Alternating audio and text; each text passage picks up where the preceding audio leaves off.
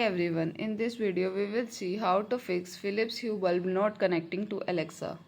1. Check Bluetooth compatibility. Verify that the Philips Hue bulbs are Bluetooth compatible by checking for the Bluetooth logo on both the product and its packaging.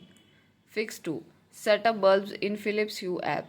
Begin by setting up the bulbs in the Philips Hue app to ensure they are functioning correctly within the Hue ecosystem.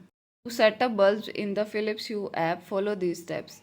Open the Philips Hue app, search for the Hue bridge and click on Setup.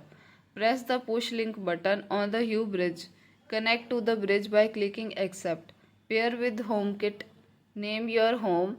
Scan the accessory setup code. Add Hue bulbs by clicking plus sign.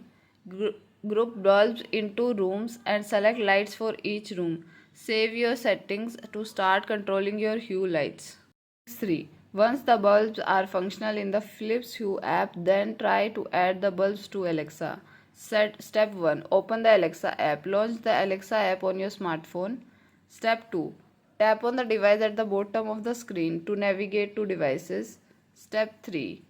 Add a device. Select the plus icon in the upper right corner of the screen.